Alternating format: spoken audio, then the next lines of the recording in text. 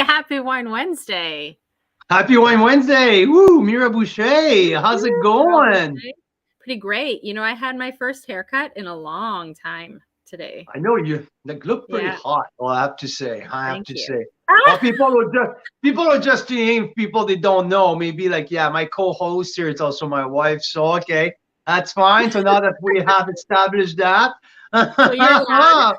So Canadian wine lovers, welcome. That's Wednesday. We're now hitting the last feature of this year, and it's Lunessence week. It's Summerland week. We're thrilled, we're excited because we're featuring one of our favorite winery. We thought when we put the lineup together, when we did. Oh, I think we lost Carl there for a second. What he was saying is that, and I can hear the French swear words coming from upstairs. Anyways, what he was saying is when we built the lineup, when Carl was looking at these wines, we were like, these wines are perfect for Christmas because, you know, the last few weeks we've featured some really cool clonal wines from Code Winery, some Pinots and Chards. We featured some really big, bold Appassimento last week from Rennie Estate Winery.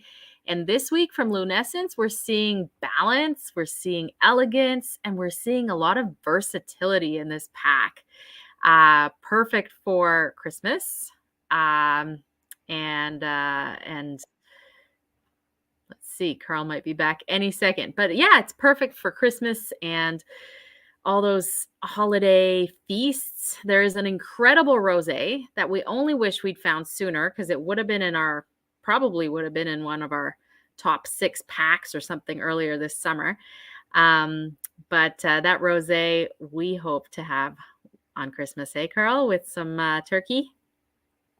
Yeah, the word shit just happened to me here. I don't know what happened. Like I literally, literally, a YouTube video started to play.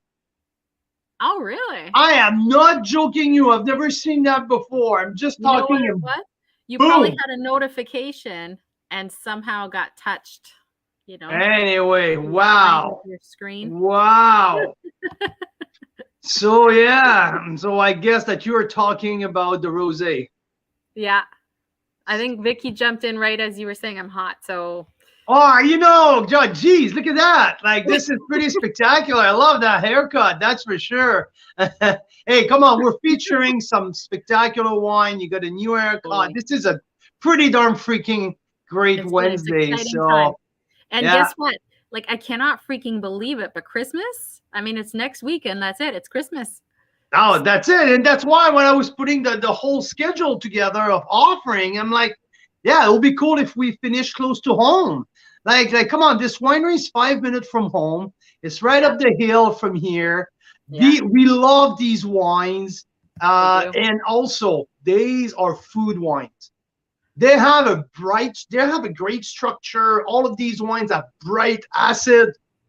They scream food, and I'm just thinking I was just thinking of that feast, Christmas Eve or Christmas brunch, lunch, or something. And every time I'm tasting their wines, I can picture like with the gamay, that big tourtière, or I'm tasting the Cap Franc, and I'm like, wow, like there's like so much like the meat pie or the roast beef and the Chardonnay. I can see the salmon and the rosé with the turkey. So anyway, I just thought it would be the perfect finale, the perfect final for our 2022, because we tasted some absolutely amazing wine this year. We went all over the country. We had a great year of tasting wine, and I thought it would be the perfect way to end the year. Totally, I love it. Yeah. So and yeah, there's so much happening in Summerland now, like right in the last 12 months. In terms of wine news, in terms of the quality in the wineries around us, just like skyrocket. And like we know what Lunessence can do. We featured Giant Head, where there's a big player. They make some absolutely fantastic wine. We feature Okanagan Crush Pad. They have some real cool stuff going on out there. So like the Summerland, we're not the little like these are not like the baby brother across the lake from the Normandy Bench. They're not second fiddle anymore from the West Kelowna Wine Trail. They are the real deal. And when like the new sub GI came, we know the expert, they agreed that this is a very special terroir. I don't know if awarded is the right term, but they really like the analysis absolutely showed that there's three very specific terroir into that Summerland appellation, and two have three sub GI coming in the new sub GI map. It's something pretty cool and pretty unique. So yeah, like Summerland is becoming the real deal. Yeah, there's a lot going on here. It's pretty awesome. Absolutely. So guess who we have already in the waiting room? We have Taylor Ballantyne. I hope I'm saying his name right. From Lunessence. He's a new winemaker. I think he was appointed in October of this year. That's pretty exciting because we haven't met him yet. And we have a pretty long relationship with the winery. So now to have Taylor joining us tonight to chat about a little bit about like how did he got there, and it's pretty exciting. So I can't wait to have him on. Totally. So Taylor, hey, nice to see you. Hey guys. Taylor, how's it going? It's going great. Just plugging away in the cellar here. Just took a little time out to hop on with you guys. So there you go. Happy to be here. Yeah, thanks for taking some time. So what are you doing in the cellar right now?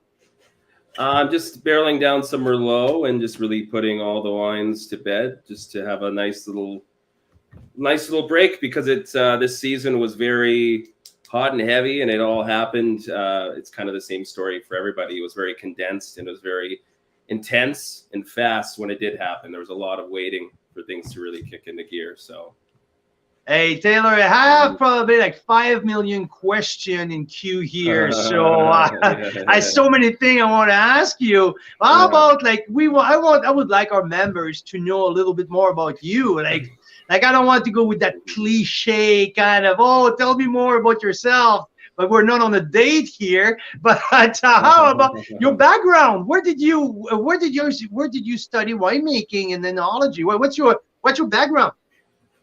Well, I before studying, I actually started working in the industry, and I looked at some programs, and I wasn't sure what to get into, and I thought wine would be okay, and it was kind of flirting with the idea, but then I really started to fall in love with it when I actually went to New Zealand, and I actually worked at Kim Crawford for a while, which at the beginning Sauvignon Blanc is very polarizing, and it's very distinct flavor that I actually wasn't a fan of. It really taught me to kind of embrace all wines, all walks of life, and kind of taste things and kind of remove your bias and taste things for what they are.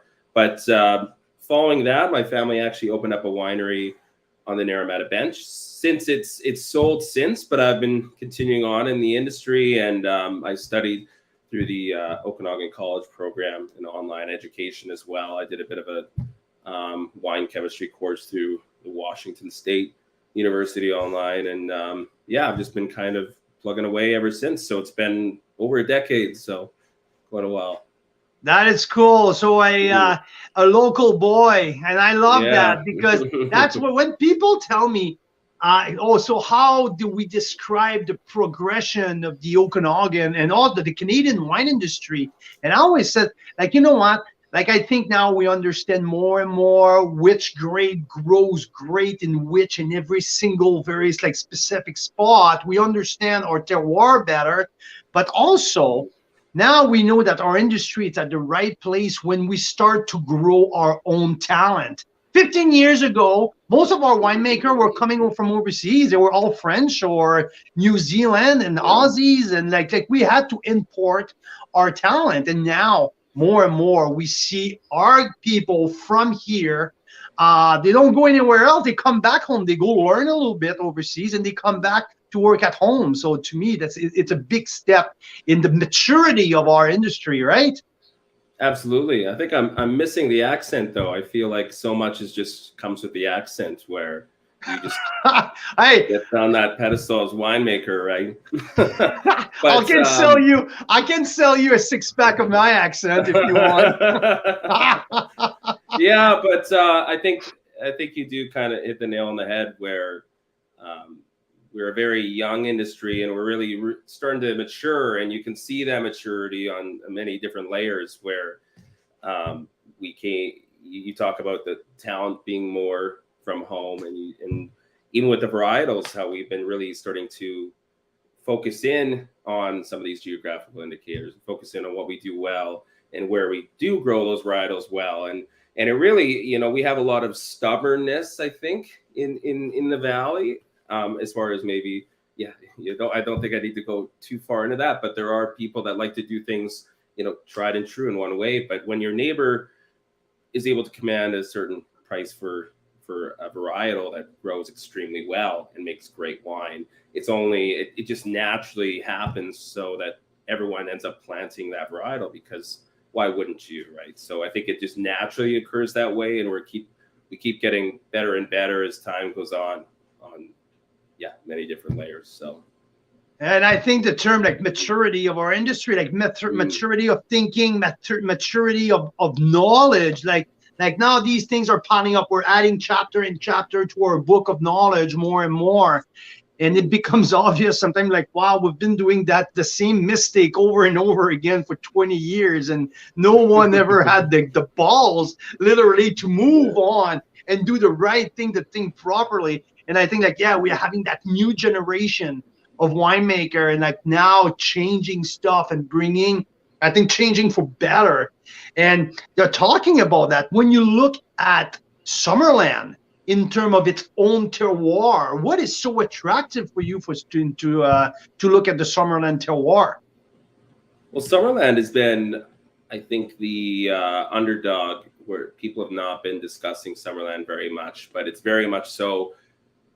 People are starting to realize the quality that can come out of Summerland. And you look at like the history of our geographical indicators, where we start at that Golden Mile bench and move on to Okanagan Falls, Skaha bench, Narrometa bench, the Cowichan Valley, Golden Mile slopes, and then kind of like you just alluded to, very exciting to get to Summerland Valleys, Summerland Lakefront, Summerland bench, and we get the East Kelowna slopes, South Kelowna slopes, and Lake Country in there. It speaks to the vision of the industry and where we're going, and to have as many as we do in Summerland speaks to like the microclimate and the diversity within Summerland here. And I'm excited to see what happens for Summerland as a whole in the future, because I feel like people are only going to start to realize that more and more. And to me, the potential of this little hamlet, like to me, it's just so much potential. We look across the lake, like that's the glorious Narrometa bench. All the focus is out there. But when we're talking about finesse, we're talking about elegance of wine. We don't get the big afternoon sun, but we can grow some stuff with so much finesse. And the minerality of Summerland is just something unique and spectacular. So when you have probably like multiple offer on the table, and now you're looking forward to move on to a new venture. So what makes Summerland? What makes Lunessence? What made Lunessence for you attractive and the place that you wanted to be? Well, I think a lot of times it comes to the stars aligning in the right way, and the jobs that do come up, it's got to be the right fit with the right people, and you got to be the winery, and the people need to meet at this right time. And I looked at Lunessence. I've seen Lunessence grow as a brand. I've seen Lunessence at its very early stages, and I've seen what they've done and where they've been able to get to, and the transition to organic farming, and the way the quality of wines coming out of Lunessence and the focus of wines as well.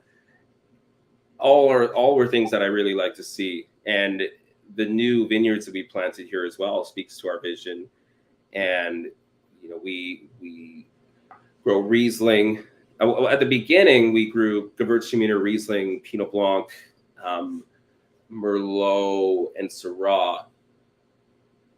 I think that was when we bought the site here, and there wasn't a real focus on our estate fruit as much, I don't think, because we're buying fruits, and we've really been able to hone in on our white labels are our estate fruit, black labels are not estate, and we're even shifting into a small lot series where every once in a while we can delve into what's showing really well in the season, and I can actually hone in on some of those small lots of wine, and being a smaller lot winery that we are, and we can kind of make something special. And what I saw Lunessence kind of shifting towards, because what we did is we planted Chardonnay and Pinot Noir. So I'm a Riesling, Pinot, and Chard guy, and I heard about the Lunessence job. I'm like, okay, well, maybe I consider it. Then I kind of delved a little deeper and kind of saw where we were steering things, and I got pretty excited about that. So, even this year, I know that we do, it's not part of our pack, but we do sparkling Riesling. And this is the first year that I actually did, for example, traditional method, which is maybe not many people know about. It's not even announced on Instagram yet, but I did a small run of about 500 bottles. But that's a 2-year project where people are not going to be able to see that wine for a little bit of time, right? So I think that traditional method Riesling, eh? Yeah. Wow, that is cool. It's real cool.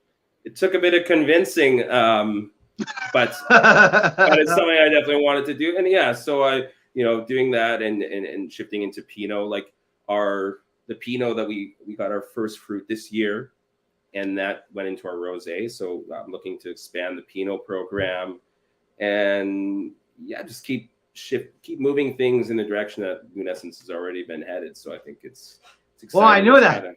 Yeah, and you're right, because it's always about progression and growth, right? In the right direction. Michael Mosney is a very well-known person in our industry, kind of put Lunessence on the map and this and that. Max completely take a great shift towards organic farming, and now you're taking the reign and bringing your own stamp to it. Right at the same time, but like the legislation, gave us 3 different sub appellation. I just think it's such a cool moment right now to be in the Summerland wine buzz, because there's so much going on and so much happening. And you're talking about the ESV program, right? The Estate Single Vineyard. I'm not gonna lie to you, it's pretty sad to hear that there was no stock available for this Christmas offer, because what's coming out of the ESV program, you can see the potential of the home vineyard. It's real cool to see the potential. We had a full tour with Cameron last year where we took some of our members to the vineyard tour with us, and the potential of that piece of land is something pretty unique, and I believe you must be pretty excited to work with. The organics is really a labor of love, and it can be a battle, and it's much easier to just apply an input and a spray and be done, but you're not going to do the best by the soil or by the land or by the grapes or by the legacy. We're looking to do the best that we can with the property here and do things the best that we can. And organics, we shift that on the winery side as well. We're not an organic winery, but you can still respect some of those as much as possible. I try to respect. I know Max did before, and I try to do that as well, where I try to bring those philosophies into the cellar, and potentially we could be organic certified with our winemaking. Who knows if we steer that direction, and everything seems to work out, then great. But I coming in, you really need to develop an intimacy and a trust with the wines and a cellar before I do any jumps like that, because organics are, you're essentially like taking your tool belt and you're just cutting it in half, if not even more. So it really is a labor of love, and I'm with the vineyard, I'm happy to do it. I think it's the best for the grapes, it's best for the wine making, and we're just going to keep pushing that as much as possible. I was here I have in my glass, I have the Gamay from the lakefront, from the lakefront new sub GI. So now like we can see some stuff coming up from Summerland new sub GI, single vineyard. So where about exactly this little vineyard come from? The Gamay's first ever release, I believe first ever Gamay release here in the 2020, even the 2021. We did our vin. So it's the first Gamay red that we've released. We did a portion of that fruit, and we made vin gris last year, just translating to gray wine. So we did a Gamay, essentially gray wine. So we had the two different SKUs. That one is from our neighbors, and it's great. I'll take that fruit every year if I can get it. I love the Gamay, and I mean, as much as possible, we are Summerland Winery. We like to tell as much as possible Summerland story. With the black labels that we have, those are non-estate, and I think it's a great opportunity for us to do different things depending on the year. You're going to see us branch out, like some of the wines, they're going to be tried and true, but if it's non-estate, then there will be some shifts and changes. I think with the black label rosé shifting into next year, I think there's going to be a portion of Malbec instead of last year's portion of Pinot Noir. So it'll be good for our estate here shifted slightly. We had the Merlot Syrah before, and now we have a bit of Pinot getting in there as well. So you're going to see always nice little changes, and with respect to the estates, I think we're going to keep honing in more and more, and those will definitely be. It'll be interesting to see where we go with those, for sure. Definitely. And just and also to me, the rock star of that pack, I love the rosé. That rosé, it's just such an easygoing, beautiful representation, nice freshness, little tad of residual sugar at the end, slightly of dry, but like very, very little. But to me, the rock star of that pack, it's that brand new first ever Cabernet Franc. I was surprised, the freshness, the purity of Franc coming out of that bottle was pretty impressive. I really, really enjoyed that. I gave it a 91 points. And so is it something that you're looking to keep working with Cabernet Franc, or is it a little too much outside of your wheelhouse? Or nothing's outside of my wheelhouse. I can give me whatever, and I'll be able to navigate. I feel like work with that wine to the best of my ability. Not that I'm not going to pump my own tires too much, but the Cab Franc, I'm making it. We made it this year as well, and and we're gonna. I feel like our consumer base really kind of dictates that, and I mean we've seen good traction with the Cab Franc and excitement, and we're happy to continue to make Cab Franc as long as there is a lane for that, and as long as that fits within our portfolio. There's going to be the subtle changes year after year, but much like when we talked about the industry maturing, I feel like Lunessence is also, I think I might have touched on about that. You talk about organics and everything, but Lunessence is maturing as well. So as we mature, I'm sure we're just going to get more focused. The more growth there is, the more opportunity there is to have like different wines. But yeah, I'd love to continue to make Cab Franc as long as we're able to, for sure. That tremendous potential around here, and I like what's coming out from the south, but you don't need to go all the way down to the border in Osoyoos to get some good Cab Franc. There's some great spot for Cab Franc closer to home here. So I love the turn what we're doing with Cab Franc in the last couple of years, not over extracted, a little bit more purity. It's pretty cool to see what's coming up. I have to ask, what's your in the cellar? What's your philosophy, Taylor? Are you a guy that loves the oak, the new French oak? Are you a guy who like to work mixing a bit of American mixed with French? Or are you a pure French guy? What's your wood strategy? I'd say I'm on the majority. I'm a pure French guy as far as new oak goes. I like to work with, I'd say the majority being neutral oak, neutral being third, fourth fill, much times like older than that. And I think that allows for expression and of fruit and sense of place.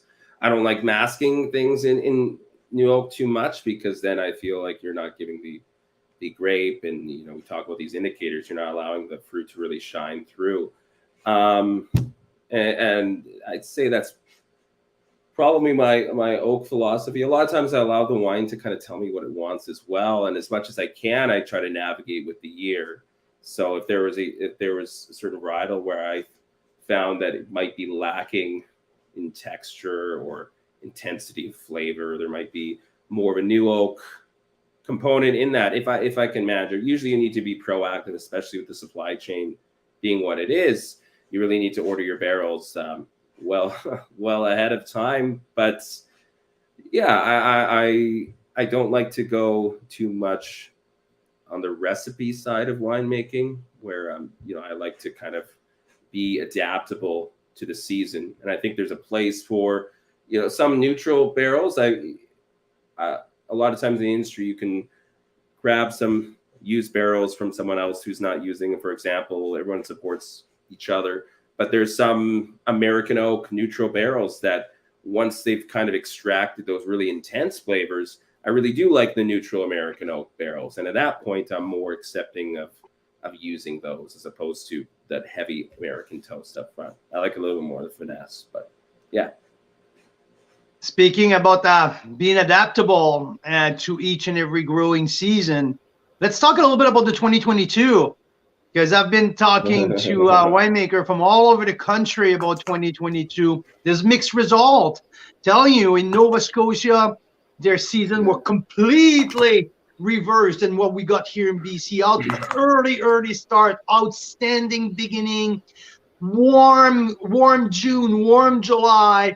Things turn into shit in September. They have to rush to the vineyard, and things went like south. Wow, completely upside down. Ontario, some of the region in Ontario got so hit with the frost during the winter. They lost 70% of their grapes of their vines. So like mixed bag result all over the country.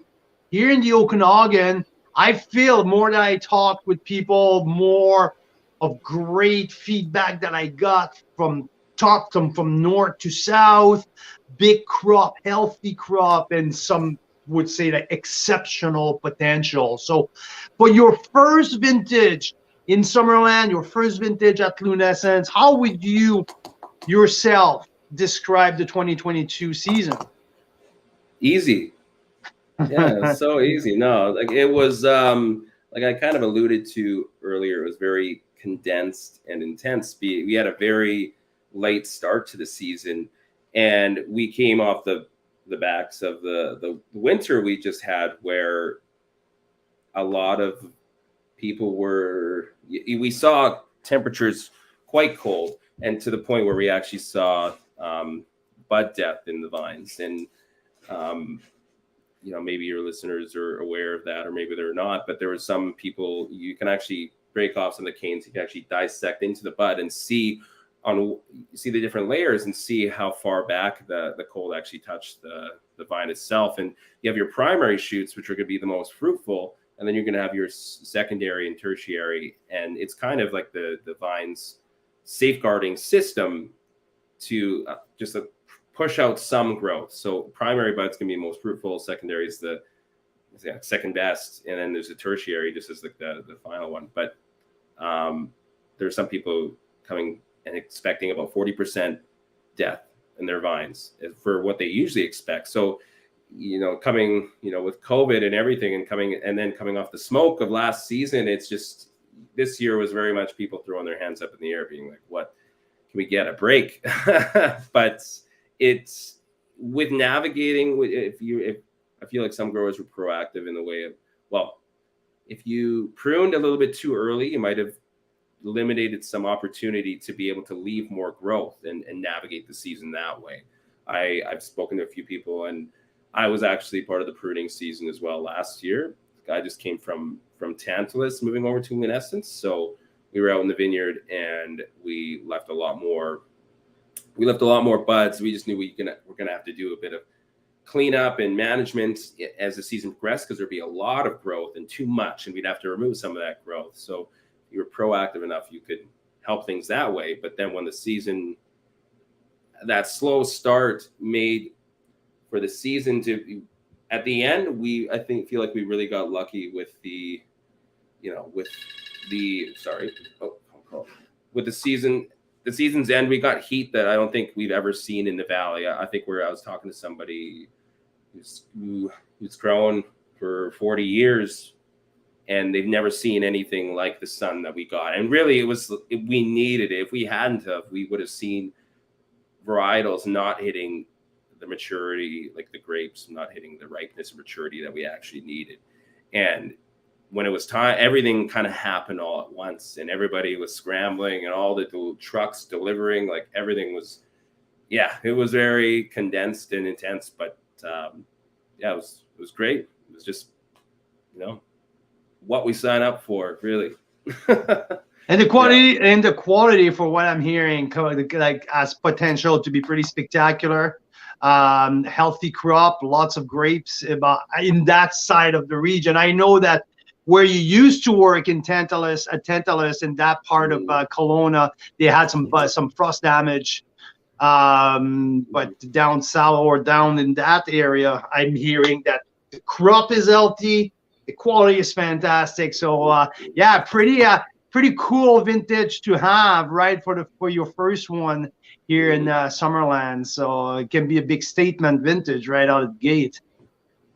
Yeah, I'm excited for everyone to try the wines here, and done a few little things that I'm excited to show the world. So it'll be good.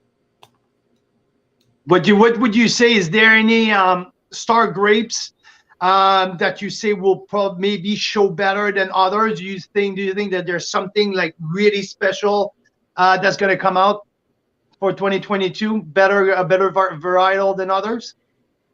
Yeah, I think Max before, I think he did a very good job. Speaking to varietals, I think that the Riesling, I coming from Tantalus, I have high expectations for myself in Riesling.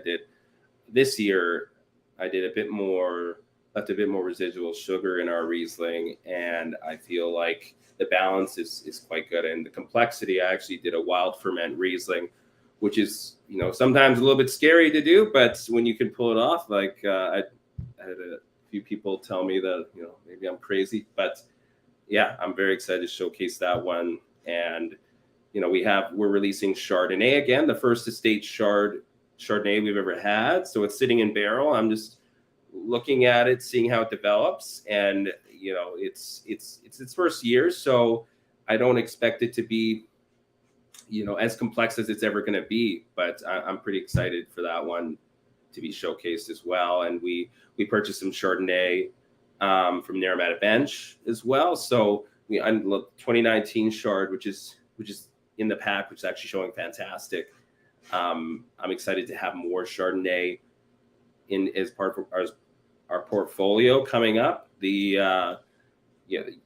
I just love making Chardonnay in general. We speak the same language, my friend. Chard that's my biggest passion. Taylor, we on Chardonnay Day last year had this crazy idea. Carl loves Chardonnay, so we're like, well, let's just round up as many Chardonnays as we can. We'll go live and we'll taste them all, however long it takes. It took like 5.5 hours. We were live. I had 44. I had 44 Chardonnay lineup last year, and then this year, everyone was like, "Oh, but you celebrated International Chardonnay Day, and we're celebrating World Chardonnay Day." So there's like a couple of them, like a week apart. So we're like, "Well, we'll do both." So we ended up doing 54 Chardonnays. And we Wow. opened them all up on the first day, and then we tasted them 2 or 3 times over the course of the week. We had them all like we were pumping the air out of them and stuff. Mm. So yeah, Chardonnay, we're a bit of freaks around Chardonnay. So Well, you guys can get my number, and I'd be happy to help you Taylor, that's a anytime. great thing. Yeah. We're 5 minutes. We're in Trout Creek right down the hill. So like I said, I was almost joking. If you need any help to do some barrel tasting or barrel analysis, you just send me a text, and I'm up there like 7 minutes, and I'm up there. We can work together. I love doing that stuff. Well, if you wanted to taste the Chardonnays in barrel, just come on by anytime. I don't know if you saw the weird rubber tire trace in your at the winery yesterday. That was me getting stuck by the fence. And I tried to snuck in to go take some picture, and I got stuck in the freaking by the fence. I was like, yeah, oh my God, there you go. But hey, Taylor, I'm thrilled with that conversation. I love your story. I love what Lunessence is doing. I love the transition and like the trajectory they're going on. I feel, Taylor, that we're going to talk much more in the future. I feel that we can do a lot of things together. So I appreciate your time, my friend. I know you're busy out there. It's Wednesday night, but Mira, do you have anything for Taylor before we let him go? Well, Rick over in Kelowna is just saying he's enjoying a 13th Street Gamay. Now, 13th Street's out in Ontario. We featured them before. Our members love 13th Street. And you guys are one of the few that I know of out here that does Gamay. So we actually have it in our pack. Yeah. So what's the plan with your Gamay? Like, I know how long have you guys made it? Do you know? A couple years or?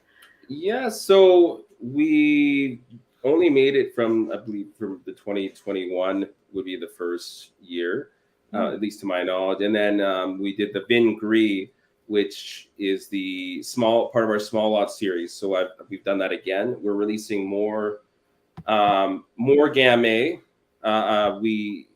This year we actually saw a decent increase in crop. So we'll actually have more of the 2022 Gamay, receiving really great feedback. So for us, like I kind of told you, the consumer really helps us direct where we will grow. And the Gamay, it's not an estate fruit, so that's all subject to us being able to get it. But like I said, we have a great relationship with the grower, and I will take that. I was very happy to receive that. Even the fruit looked fantastic when it hit my crush pad here, and I'd be happy to make that year after year for sure. And that's funny because the 2021, when you look at the spec sheet, but you look at the bottle, is 14% alcohol. You're like, what? Jesus Christ, what happened there? Like Gamay, like I'm used to see like at the 18, like 11.5 or 2.25 or 13 at the most, 14%. But it's not hot. We don't feel the weight of that. I think it's a full body Gamay. These Gamay has balls, has a lot of spice. It's on the fuller body. But I was surprised to see how you don't feel the alcohol as much as the 14 ABV that you see on it. So yeah, I like to compare like this is an Okanagan Gamay, not a Niagara Gamay. It's a little bigger body and a great structure as well. So it's interesting to see the trajectory where it goes. Yeah, they're a part of the concentrate. Like a lot of winemakers actually do a bit of Saignée, where they bleed off some of the juice, which will actually concentrate the wine down a bit as well. So I know Max did do that, to my understanding. For the 2021 Gamay, I did that again for this Gamay as well. It wasn't as it was a prolonged season, and we didn't see things. I don't think we really had the issue of things getting overripe, at least very much as when it comes to reds. You'll see vintage variation, but very much in the same path as that Gamay. I try to honor what Max has done before and what our consumers like, and I take liberties where I can. But the Gamay this year, I did for example, I played around. I do a bit of foot treading. I go pretty classic and traditional with some of my red winemaking. So I'll actually strip down to my skivvies and I'll actually stomp on the grapes, which people think is pretty crazy. But I feel like I got multiple reasons, kind of because it's fun too, and everybody likes to. I love it. And in there, you get connected. But I did a portion where I did some whole cluster in the ferment, and I did a portion where I did no whole cluster, just in tank. And I think the complexity is going to be there, and also just really strong notes of raspberry compote, like jam. And I think, given time, it's going to be something complex and very much in line. Are you using a little bit of carbonic maceration? A little bit, like whole cluster. Adding whole clusters into red fermentations is, you get an element of that for sure. It's but the whole berries will stay intact. It kind of depends how much you're using, whether it's nuance or whether it's more prevalent. But what I like about adding the whole clusters is you do get an element of that carbonic maceration, and I find that it adds a bit more like red fruit characteristic as well as the dark fruit, and you kind of stack these layers of complexity. So and I did small lots. They're all separate here. If you guys ever wanted to come take a look, I made my life difficult. There's a lot of different components I have to work with now, but it's pretty exciting. We're neighbor, my friend. So Taylor, thanks for your time. We're happy that you had a chance to connect with our members. So thanks a million for spending some time with us tonight. And I feel like it's just the beginning of a long relationship. Thanks a million. Yeah, No problem, thank you so guys. much. We'll stay in touch. Cheers. Chat soon. Thanks, Taylor. Cheers, Taylor. Yeah. Thank you. Oh, that's so fun. Speaking of members, I mean, you were out there last year. Remember this? Yeah, absolutely. At the winery. That was a lot of fun. We had a heck of a feast up there. Yeah, I got some stuff from Carrot Chocolate in Kelowna. They make some phenomenal pastries and chocolates and stuff like that. Yeah. But Lunessence, it's great. It's like I love taking members there when then they're in the area, because one, it's 5 minutes up the road, but two, their wines are always fantastic. And in the summer too, they're so good at making white. The view. There's not a whole lot of wineries with that kind of and we have lots of great views in the Okanagan. And the view is the amazing. one at Lunessence, it's absolutely freaking mind-blowing. Yeah, you can't see it here, but the lake is right below there, and you see it from there. It's awesome. And this is pretty spectacular in the summer too. They have these beautiful magnums, and I actually think they have a few left. Hey, Carl. So if anyone was eyeing these or hoping they could get their hands on them, there's a few left. When I was there with Cameron the other day, I saw a few of them. So I did my scan report. Yeah. So yeah, they make some really good quality, great stuff, and it's a very small and lovely little winery. So now, cool place. We love it. It's one of our favorite.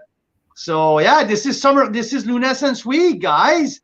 Last offer of the year.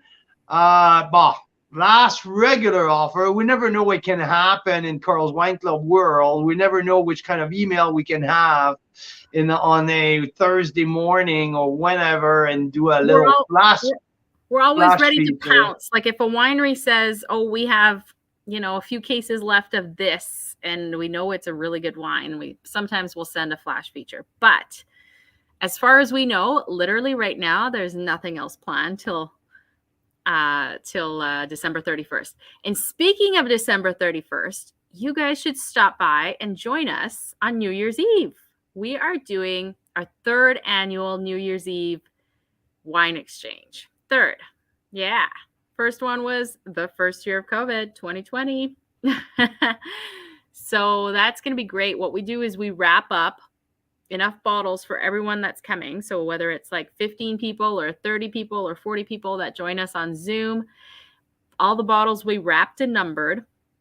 And then you get to have a turn. Once your turn, you can either steal somebody's bottle who has already unwrapped their bottle, so you know what it is. You can steal a bottle, or you can unwrap a new one and test your luck, see what you get. And so by the end of it, like if someone steals your bottle, you get to have another turn and steal a bottle or unwrap another bottle. So it kind of goes around like that for about an hour and a half. And by the end, you've learned a ton about your own wine preferences, other people's wine preferences, where all these bottles come from, what's special about them, because Carl's always bringing in the stories for each one. So it's a lot of fun, and it's a great I'm like the color commentator of the game, right? So the color commentator, yeah. So I love it because, like, I probably, like, I kind of know pretty much all of the bottles, and so yeah, it's really fun. We have a lot of fun. We might make a couple tweaks this year to make it a little bit more interactive, but so it's a great way to kick off your New Year's. We start at 6 p.m. Pacific, 9 Eastern. It's $65 all in, tax, shipping, everything included. And the wines range from about $20 to $100 in value. So I know some people last year were super thrilled because they went home with the $100 bottles. And the one person who got a $20 bottle, we threw in a $45 Enovino in there as a consolation prize as well. So well, we might throw it maybe a $25 gift card or something for the consolation prize. Yes, for sure. You know, it's always fun to get the consolation prize because you get kind of, but the person who gave us the idea for doing Glenn Fawcett, who used to run Black Hills. So he does this every year too. And he said he does it in person and people just bring the wines and then he wraps them up. So every year there's a competition of who can bring the worst, most disgusting wine. He got a wine. He had a 10-year-old Chinese wine at some point the year that we watched it with him. It was just so freaking funny. Yeah, but so we won't have that. Every wine we feature, every wine will be really good.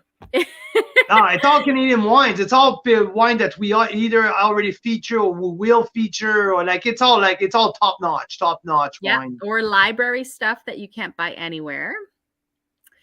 So yeah, Vicky's asking, can she ask about a couple past offerings if they're going to come back again? Yeah, let us know. I know that, Vicky, that you want to ask about Ice Cellar. I'm sure you're dying to ask about, but go ahead. Yes, go ahead. I have a, I always have an answer for you.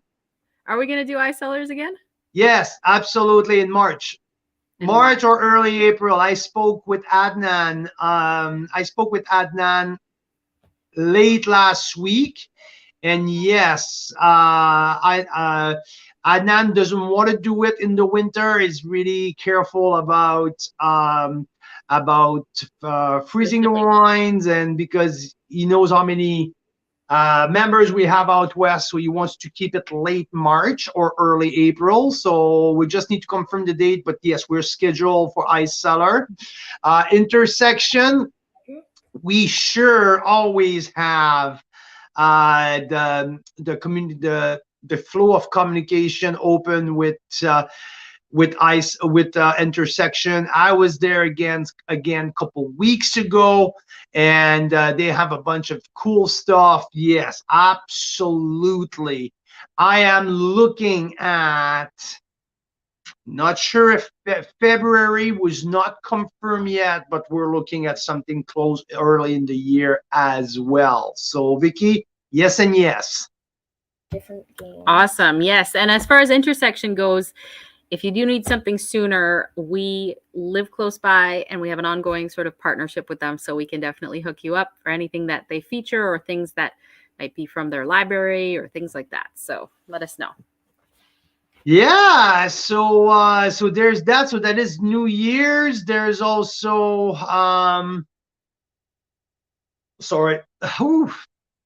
there's also what's coming up with us. Well, we're gonna take a little bit of a break during the holidays, but still working closely with some of our consulting clients all over the valley. Wow, we've been doing a lot of Christmas gifting lately. So we've been shipping wines for corporation all over the place. It's been a lot of fun. in the like for the next couple days, if you need anything in terms of wine shipped to clients or family, we're still on time to get the wine out there. But we also have our gift card. So gift card, the amount that you want can be sent to your family. And we still have some Gabriel glasses. We have the stemless and also the box of the 2 regular Gabriel glass. We still have some of these available for either a treat for yourself or a treat or a gift for your favorite wine lovers. These are available. They can be shipped overnight. So yes, if you want to take a look at, yeah, these are good ones. For sure. So, and then we sneakily on our carlseller.com page, we have put these curated for you options. Okay. So this is mainly for, a lot of people are buying gift cards and they're sending maybe like a $50 gift card. And so we've made the option on there to pick sort of your budget. And if it's $50 all in, then we send you something that works with that price point, and it's curated for you. So Carl will reach out to you and say, okay, like, what kinds of wines do you like? Red, white, or bubbly? And then he'll send something as a surprise. So that's another fun thing to do. If you're looking for a last minute Christmas gift, you can say, okay, here's, I have $100 to send. I have $200 to send. I have $50 to send. And we just send them a curated wine for that price point. So it's pretty fun. Fun. So that's pretty much what's happening in the Carl and Mira's world. Working hard on different cool project for the New Year's, and yeah, it's been an amazing year. It's been so much fun, and I'm sure, and I'm gonna do a lot of I think like impromptu live in the next couple weeks. Hopefully everyone gets a chance to wind down a little bit the next couple weeks, right? So we can connect a little more. Exactly. Both we're working on the I'm working on the top 10 wine of the year that we're going to do like usually I think the first week of February, I believe. I need to check on my date, but I'm still I'm working on that list. We're going to send also the Carl's Wine Club Winery of the Year. So you guys we're gonna ask you to vote again this year for Ontario Winery of the Year and the Okanagan Winery of the Year. So it's good. Yeah, it's a lot of fun stuff coming up. Very cool. All right. Well, we better go because Gabby's trying to get my attention here that there's a misunderstanding between him and his brother. So we got to go see what's going on with that. Misunderstanding. It never happened around here. Siblings never happens. No.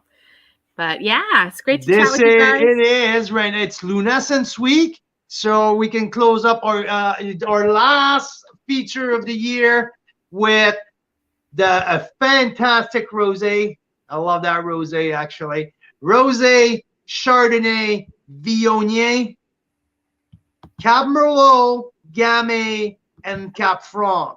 So the 6 wines, you can select a 3-pack of whatever you want, or a 6-pack, or if you don't feel like 4 or 6, well, go for 4. I don't know, but you mix and match whatever you want on that selection of 6 wines from Lunessence, and they're all 90-point plus. These are all solid wine, rosé. Perfect for the turkey dinner. A nice Chardonnay for your fish. You got 3 beautiful reds. They're well balanced. They're food wines. So great selection from Summerland. And yeah, enjoy these wines. Yeah. Carl Boucher. Cheers, my dear. Cheers. Hope you guys have a great night. And we Canadian wine lovers. Next week, we're going to be in Victoria live because it's right before Christmas. So cheers from the West Coast. Cheers from the West Coast. We'll see you next week. Take care.